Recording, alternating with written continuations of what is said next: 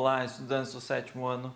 Sejam todos muito bem-vindos à nossa aula de número 65, na matéria de ciências. Sou o professor Celso e hoje nós vamos falar sobre algumas medidas de controle do aquecimento global.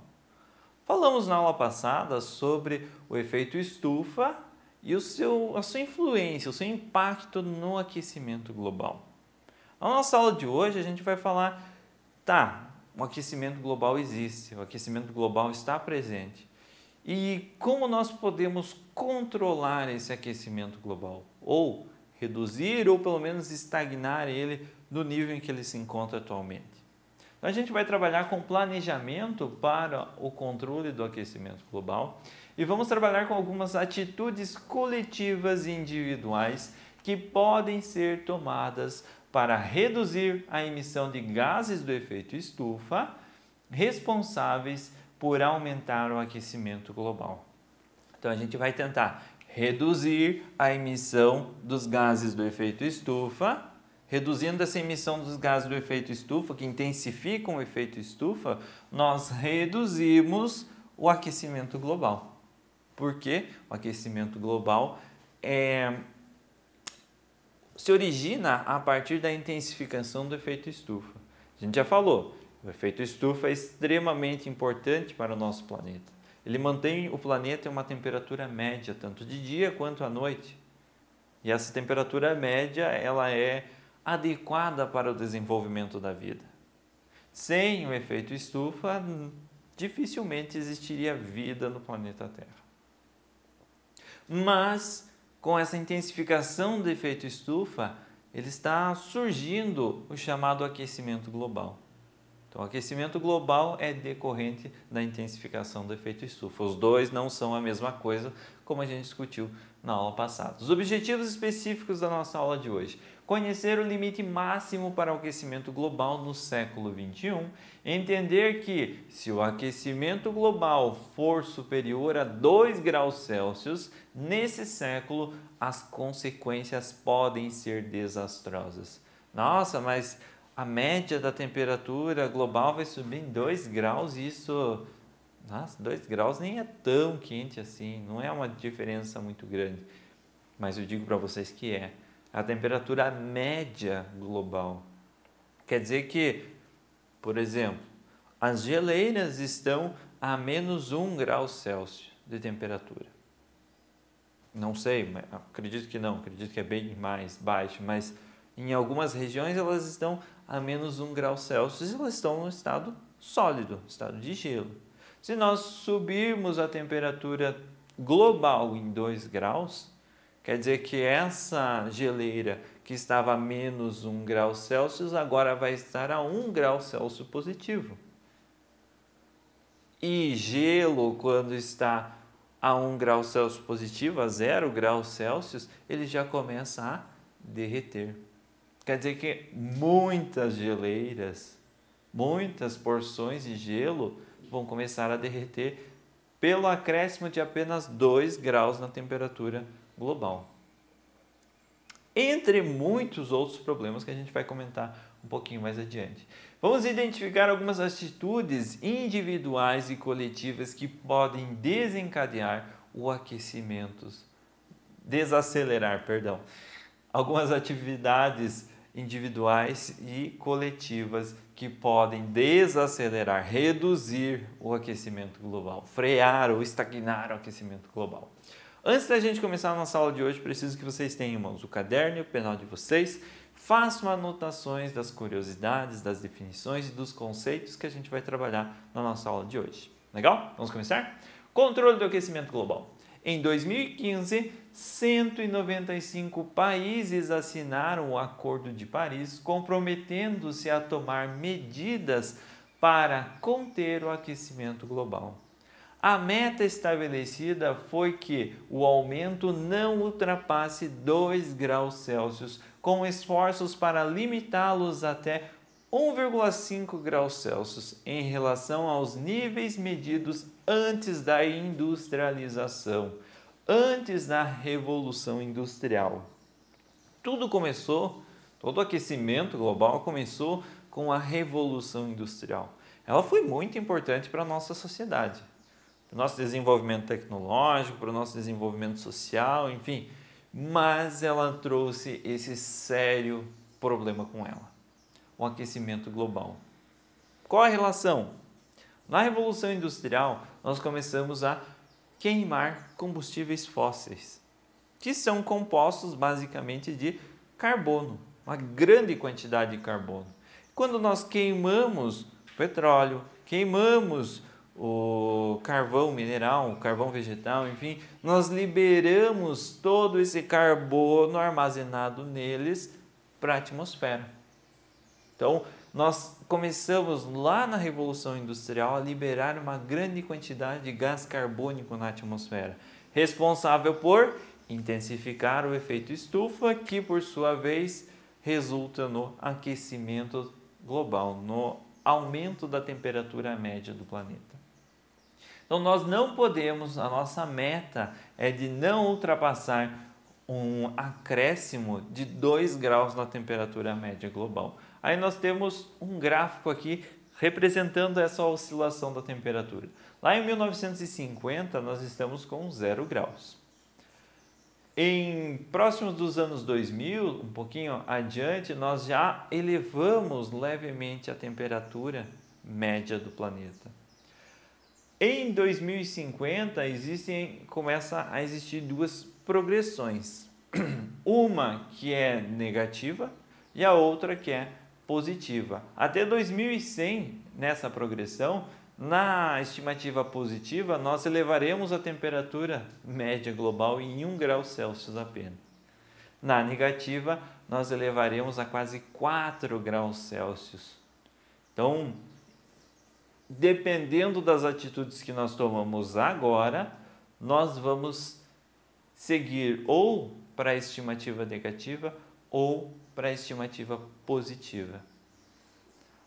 As duas vão impactar o nosso planeta. Elevar a temperatura média do planeta em 1 grau Celsius já vai causar alguns impactos.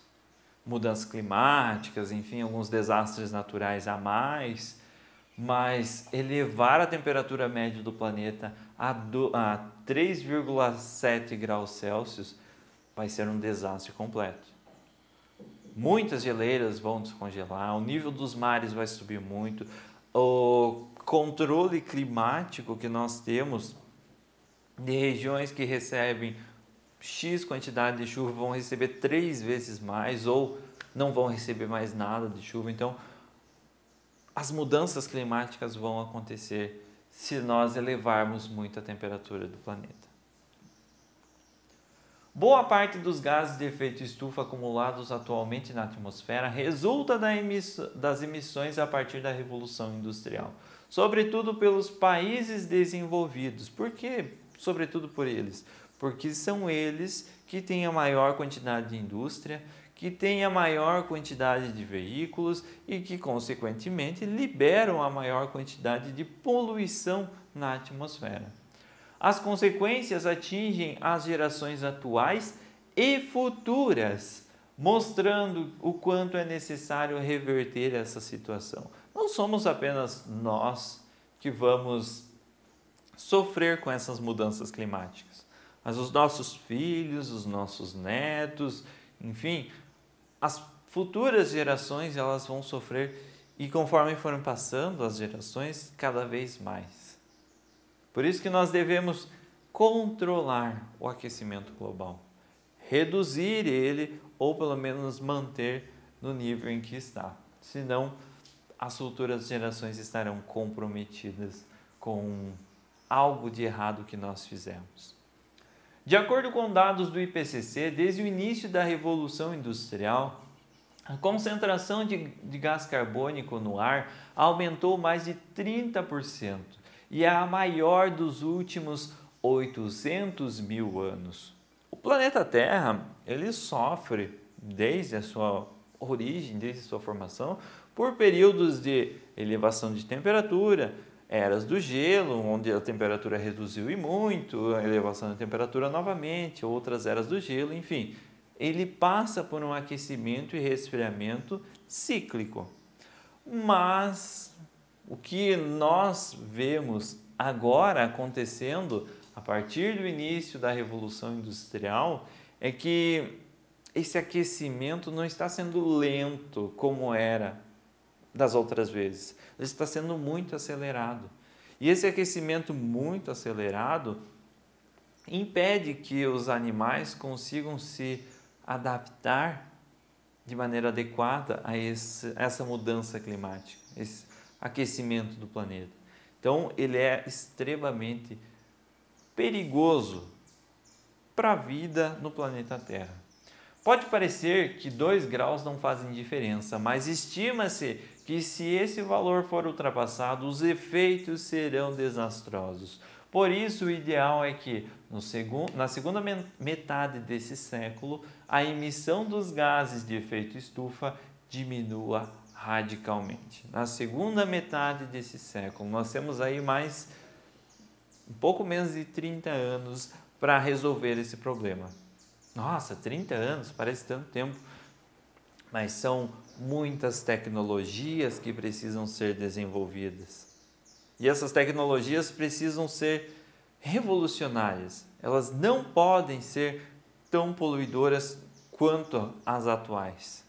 Então, nós precisamos, num curto período de tempo, desenvolver novas tecnologias que reduzam a emissão desses gases do efeito estufa para equilibrar o aquecimento global na maneira em que ele está hoje, no nível em que ele está hoje. E várias medidas têm sido discutidas e gradualmente postas em prática, como desenvolvimento de equipamentos mais eficientes que consumam menos energia, desenvolvimento, captura e armazenamento do gás carbônico emitido pelas indústrias, ampliação das fontes de energia com menor emissão de gás carbônico, como a energia hidrelétrica, eólica e solar. A nossa energia elétrica atualmente, 2021, está absurda. Por quê? O país está enfrentando uma crise hídrica. Está faltando água para os reservatórios. Então, a fonte de energia hidrelétrica não pode ser utilizada. Temos de utilizar nesse momento uma outra fonte de energia, de produção de energia elétrica. Eólica tem a sua porcentagem, mas é pequena. Solar tem a sua porcentagem, mas também é pequena. Essa outra fonte que nós utilizamos no momento são das termoelétricas. E as termoelétricas, elas são responsáveis por queimar combustível fóssil, queimar carvão para produzir energia elétrica. E nessa queima de carvão, elas liberam uma grande quantidade de gás carbônico, sem falar de que queimar carvão e essas termoelétricas funcionando, elas são muito mais caras para o governo, o que faz com que a nossa conta de energia elétrica fique mais elevada também, as chamadas bandeiras vermelhas. Então, se a nossa crise hídrica atualmente for controlada, a energia elétrica vai baixar porque as hidrelétricas voltarão a funcionar. Mas no futuro nós não podemos passar por uma crise como essa. Por isso nós devemos de desenvolver novas fontes de produção de energia elétrica. Novas fontes eólicas, novas fontes solares, para evitar passar por esse problema futuramente. Novamente. Várias medidas têm sido discutidas e gradualmente postas em práticas, como a redução do desmatamento e das queimadas e o reflorestamento das áreas desmatadas. Comentamos também na aula passada, as plantas, elas retiram... As plantas, elas retiram gás carbônico da atmosfera e elas incorporam no corpo delas. Elas absorvem o gás carbônico na fotossíntese e esse gás carbônico faz parte da constituição do corpo delas. Então é importante nós reflorestarmos e evitarmos destruir as matas. Construção de casas e edifícios que aproveitem a iluminação e a ventilação natural. construção de casas que aproveitem a iluminação natural, evitando o consumo com lâmpadas durante o dia, período claro. Melhorias no sistema de transporte coletivo para as pessoas usarem o transporte coletivo com uma maior frequência. Muitas vezes as pessoas não usam transporte coletivo porque ele é contramão, não passa próximo de casa, não passa próximo do serviço, ou é de má qualidade, não passa em vários horários, enfim, o preço é muito elevado.